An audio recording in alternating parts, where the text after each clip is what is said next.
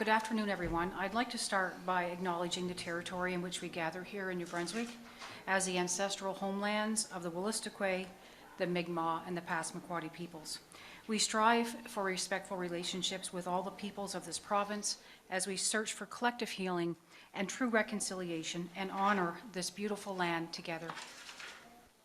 Bienvenue, good afternoon, honorable colleagues and delegates. Welcome to the Forum of Ministers Responsible for Immigration's press conference. I am Arlene Dunn, New Brunswick's Minister of Aboriginal Affairs and Minister responsible for Immigration, Economic Development, and Small Business and Opportunities New Brunswick. I'm honored to be here with you today as we wrap up a very productive forum. I'm even more honored that it's actually in my riding in the beautiful St. John Harbour in the beautiful city of St. John, New Brunswick.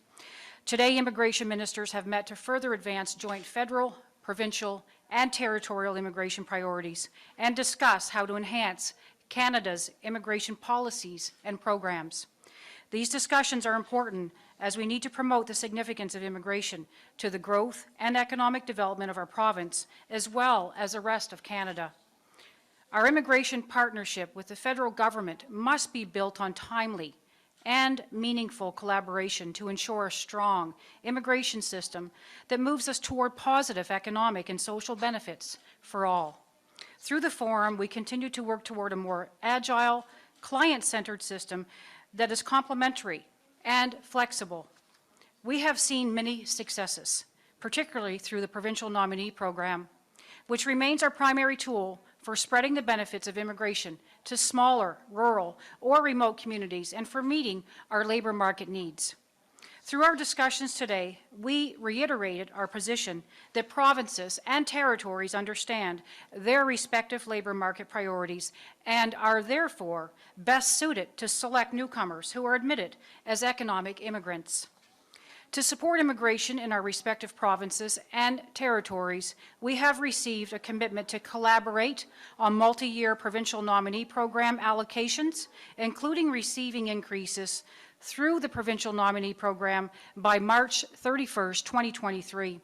This would allow for better planning and predictability, which makes it easier to better serve our clients as well as our communities.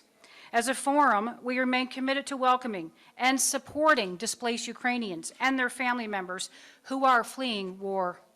Our governments have taken collective action, and provinces and territories have proposed continuing to do so through a joint Ukraine Lessons Learned initiative that will be led through the FMRI. This will help to refine the response to any future global crisis to ensure we are protecting vulnerable populations and helping all newcomers fully participate and succeed in a welcoming Canadian society. We are dedicated to improving the experience of all immigration candidates and employers throughout their immigration journey by providing the proper supports. Immigration is an important key to our success. Multiculturalism has such a positive influence in our society. Enhancing diversity makes us better people and builds stronger communities. And that kind of inclusion will lead to retention. Immigrants also contribute to our economy in a big way by filling gaps in our labor force, paying taxes, spreading money around on goods, housing, and transportation. Through immigration, we will continue to have a very thriving, diverse community and country and sound economy. Thank you. Merci beaucoup. Thank you very much, everyone. Bonjour tout le monde. C'est un plaisir d'être ici avec vous aujourd'hui. Gwen Nindawisi Sean Fraser, well, Dussigis Cookpason de Gwenuk. It is a real pleasure to be here with all of you today and to have had some incredible conversations with my provincial counterparts from one coast to the other over the course of the Forum for Ministers Responsible for Immigration that we have just recently concluded. Avant de commencer, j'aimerais remercier le ministre Dunn et toute l'équipe de Nouveau-Brunswick d'avoir organisé cette séance, ainsi que tous mes collègues des provinces et des territoires de m'avoir fourni une rétroaction et de commentaires en toute franchise. Look, folks, I can't tell you how refreshed I am by the conversation that we've had over the past couple of days. You know, I consider myself very lucky amongst developed economies in the world to be the Minister of Immigration whose greatest challenge is that we can't get newcomers here quickly enough. When I talk to my counterparts globally, they're often dealing with attitudes that are characterized by xenophobia, people who are concerned about the impact that negative impact that newcomers may have on their community. Without exception, all of us here have been pushing to increase our ambition on immigration. And I think we understand that it's good for our economy, both in the short and long term, and good to promote the sustainability from a demographic perspective of our communities. From an economic perspective, I think it's helpful to take stock of where we are and the importance of immigration to growing the Canadian economy. The last couple of years have been immensely challenging for the Canadian economy, for workers and for businesses. But what people may not appreciate is that the economic recovery in Canada has been as strong as any developed economy in the world. To date, we have seen more than 115% of the jobs lost during the pandemic have been recovered. We see our GDP across Canada now well exceeds pre-pandemic levels. And we also see that the rate of unemployment across Canada is at the lowest level in recorded history in Canada. Despite these important successes, there's almost 900,000 empty jobs in our country. And we know that 100% of our labor force growth in recent years has been driven by immigration. So we need to continue to promote immigration as a growth strategy for our economies. In addition, and this one hits home for me a little bit, coming from the East Coast in a small town, immigration is essential to protect against a worrying demographic trend, and that's our aging population. You know, when I was first seeking elected office, some of the biggest controversies in my own community were the closure of a local elementary school and the loss of the mental health unit as our largest regional hospital. Those are problems associated with shrinking communities, where you don't have the population to justify public services. The biggest challenges that I face today, even in small town Nova Scotia, are whether we can build housing quickly enough to welcome all of the people who want to move to the area. And I can tell you, as somebody who cares deeply about my own community and communities across Canada, it's a much better problem to be worried about, to deal with needing to build houses because so many people want to come, rather than losing schools and hospitals because so many people are leaving. You know, in addition to the economic and demographic imperative, I think it's important that we come to understand the role that Canada plays on issues of global importance. Of course, when we've seen the Taliban, listed terrorist entity in Canadian law, seize control of Afghanistan, given the history of our country's mission in Afghanistan, we wanted to do our part. I'm so pleased to see the continued support from my provincial and territorial counterparts to do what we can to make good on our commitment to resettle at least 40,000 Afghan refugees. And of course, we lived up to our character when the latest invasion by Vladimir Putin of this war of aggression into Ukraine was commenced earlier this year, to say, what can we do? And the attitude of everyone that's joined us today was to say, we're going to do what we can to support some of the world's most vulnerable, who are now making a very positive impact in our community.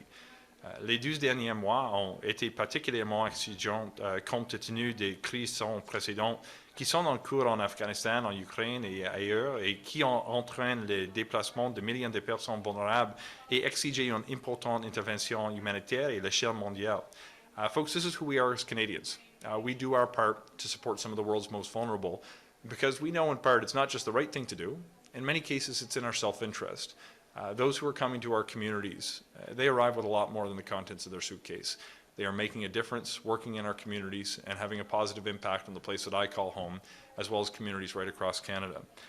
I'm really pleased with the conversations that we had over the last couple of days, because I think it's going to improve the effectiveness of Canada's immigration system. Some of the items that we discussed include streamlining processes to avoid duplication, particularly in the provincial nominee program, where we can better trust provinces to select those who are going to come and work in our communities.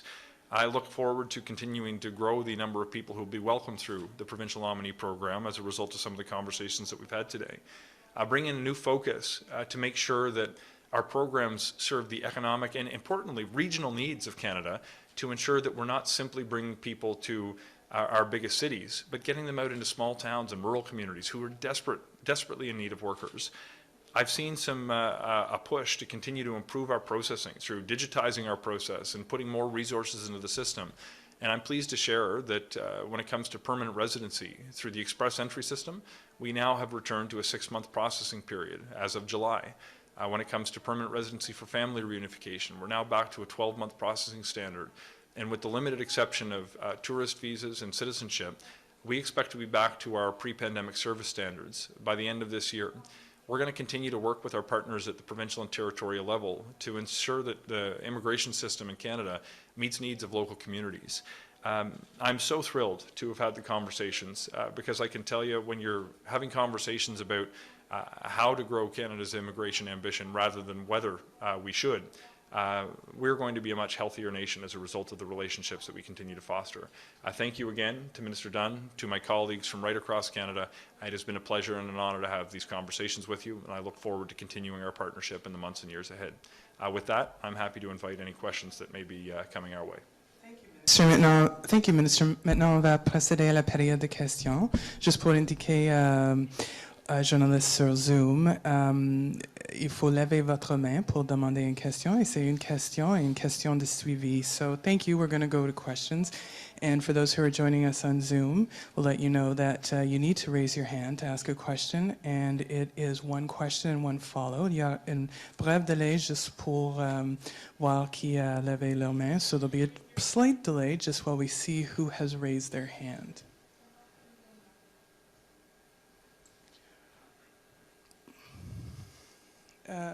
Okay, so we have one person with their hand raised, and that is Maz Atta from the Charlatan, which is a Carleton University newspaper. Maz, go ahead, please. Maz, allez-y. Thank you very much, and thank you very much, Minister Fraser, for all the great efforts that you're contributing to Canada's immigration and to the labor force that we need very desperately post-COVID these days. So this question is regarding retaining global and local talents to solve the labor shortage we're encountering at the moment. So back in April, you announced an 18-month extension for postgraduate work permit holders, and information on how to apply will be available in the coming weeks. So it is currently the end of July, and there are thousands of hardworking foreign workers that are losing their jobs and their status amidst this labor shortage. So at the moment, what are you able to specifically communicate about this policy's progress? Thanks very much for the question. And let me first say that I've had the chance to meet a number of people who are living with an expired postgraduate work permit or that expect to have one expire soon. And the mental health burden that people are wearing as a result of certain challenges that it's taken to execute this policy in a timely way is something that is very real, and I'm very sympathetic to the experience that people are having, because I'll tell you, my motivation is to keep as many people here as possible who have the ability to work in our communities on a postgraduate work permit. In particular, these are people who've been educated in Canada. These are people who have, in many instances, been already working in Canada, and who we want to retain because they have an incredibly positive social and economic impact on our communities. So the delays that we've been dealing with on this particular policy have to deal with the fact that we are using, frankly, across Canada, an antiquated text system that we're in the process of trying to replace. The solution that we were pursuing was very difficult to implement in a timely way because our technology did not allow for the proposed solution that we were seeking to advance. I believe that we've landed on a successful policy that's going to allow anyone who's had a valid postgraduate work permit that has expired since September 20th, the date of the last express entry draw, who did not benefit from a previous extension to these work permits. And I'm hoping to have good news next week that will deliver in a very timely way an ability for those who are affected by a potential expired postgraduate work permit that will allow them to remain in and continue to work in Canada. As soon as we have the solution nailed down with confirmation that it's going to work, we're going to be having a public announcement to share details on how people can apply to extend. This is extremely important. To the extent people have been impacted on some of the challenges, I want you to know that we want you here. We think it's important that you'll be able to continue to live in Canada and make a positive contribution to the Canadian economy. Maz, do you have a follow? Question de suivi? Yes, again, thank you very much, Minister Fraser, for the clarification. And I guess my only follow-up question would be, so once the postgraduate work permit holders are able to apply, will they be instantly placed on implied status where they can return back to work, or will it have to adhere to the processing times at the moment? We're working on a solution right now that's going to allow people to work as quickly as possible after the application. Just for the sake of certainty, I want to finalize one of the details on the policy that we're working on to make sure that we can implement it before we create a false expectation that that things are finalized. We are very close to finalizing the details of this policy, but my goal is to allow people to work as quickly as possible after they submit their application, and we do expect to have final details released next week that will give people confidence that they'll be able to stay in Canada and continue to work. Thank you, Minister. And just a reminder to people that if you wish to raise your hand, you can find that function under the under the reactions tab. Si vous voulez lever votre main, vous pouvez cliquer sur la main sur réaction. So we are going to go ahead to our next question. La prochaine question, c'est le part of the New Brunswick Telegraph Journal with Marlo Glass. Marlo, please go ahead. Allez-y. Hi there. My question is for Minister Dunn. Premier Higgs has called for the province to have more control over selecting newcomers into New Brunswick. How will this collaboration achieve that? That's a great question, and thank you for the question. The actual meetings today were very productive in a number of respects, but I would say probably one of the most positive outcomes is the fact that we've agreed that we're going to actually work together in terms of collaborating and really looking at that regional support and that regional influence. I think that's one of the biggest positive impacts coming out of today's discussions. We feel that we actually know our labor force requirements better than anyone else does. We work with all the community stakeholders, the Chamber of Commerce, local employers, etc. So that was a big win coming out of today, and I think that that would speak to the influence that we're going to have with respect to the system. The other one that I would say is very important for us is the duplication issue. More trust being actually given to the provinces in terms of ensuring that when we do our due diligence, that's respected federally, and that's something that I think will actually indicate that there is a true collaboration, as well as decrease the number of bottlenecks that are currently in the system. So those are big wins, and of course the allocations with respect to that commitment for 3 years, that's more predictability for us, more influence for us. So these are all great wins, which at the end of the day demonstrate that we will have tremendous influence with respect to immigration for the province. Thank you. Thank you, Minister Dunn. Merci, Ministre Dunn. La prochaine question de la part de... Oh, sorry, I beg your pardon. Marlo, do you have a follow? Yeah, just a quick follow-up question. I wanted to ask Minister Dunn about a more, I guess, to talk a little bit more about how she plans to address the backlog of people who are waiting to immigrate to New Brunswick. Well, in terms of the backlog, I mean, that was one of the discussions that we talked about today, and that's where the duplication issue comes in. We feel that by actually doing our due diligence here locally at the provincial level and the federal government understanding that we've done that, that's actually going to speed up the entire process and hopefully end up actually debottlenecking a number of the applications that we see currently and moving the system along, and it'll be much more streamlined. Okay, thank you. The next question, la prochaine question, is from Carol Sanders from the Winnipeg Free Press. Carol, allez-y. Hi, I'm wondering if the federal minister could give us an idea of how much larger the allocations might be in the 3 years ahead. I know Manitoba needs 15,000 nominee applications, but only has received about 62 or 6,300. What sort of increase in allocations can we expect in the years ahead? Look, thank you for the question, and there's not a certainty in terms of the precise number, and the reason that there's not a certainty in the precise number each province should expect is that we need to have follow-up conversations after we agreed to look at increasing provincial nominee allocations from a conversation today to understand the settlement capacity of all of the different provinces, as well as the unique economic opportunities in each of the different provinces. What my goal is across all of the different immigration streams in Canada, including the provincial nominee program, is to meet the needs of our labour force without overwhelming the absorptive capacity of communities. So we're going to have conversations on a bilateral basis with each of my counterparts and of course our applicable departments to understand what are the actual needs of the different provinces. I don't have a preordained outcome on how many spots each province should have. We want to make sure that we increase it to a degree that's going to allow the needs of the economy to be met without overwhelming communities.